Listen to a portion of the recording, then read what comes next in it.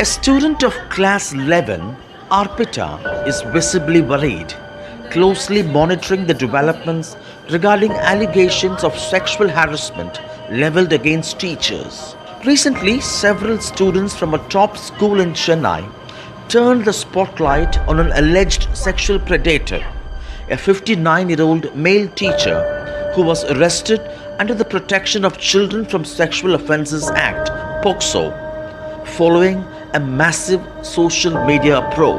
Harassment is something that is so it happens a lot, and it's now to know that it's come to even schools, it's really scary. In Ramanathapuram, nearly 550 kilometers from Chennai, police arrested another school teacher for alleged sexual harassment of a class 9 girl after phone conversations went viral.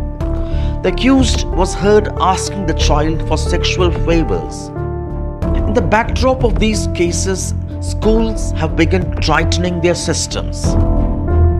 Not even about whether the safety has been breached. If there is some kind of the child not feeling safe, we address it at that level. So no child should have this, a thought in their mind that they could be, sent out, or they could be actually victimized. Senior students Kundavai Rani and Theodore welcome these steps. Experts say it might be the beginning of a new culture of openness, which is absolutely essential.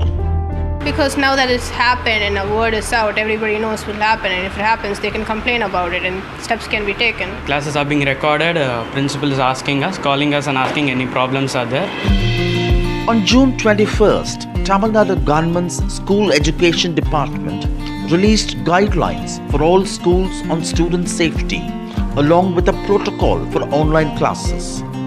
This included formation of a Student Safeguarding Advisory Committee, state-level central complaints center with a hotline number and an email address, recording and review of online classes, and orientation programs on POCSO Act.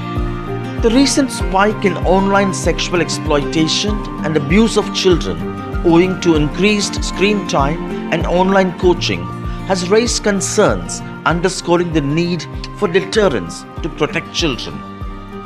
Central level पे भी इसी तरह की एक guideline बनाई जाए पूरे राष्ट्रीय स्तर पे, देश स्तर पे, और अलग अलग राज्य जो भी इसी तरह की गाइडलाइन बनाए जिससे कि बच्चों का ऑनलाइन सेक्सुअल अब्यूज या इस तरह की कोई घटना फिर से ना दोहराई जा सके, ये हम लोग मांग करते हैं। Kailash Satyarthi Children's Foundation's Justice for Every Child campaign aims to provide legal and mental health support to victims across the country whose childhood has been robbed by sexual predators.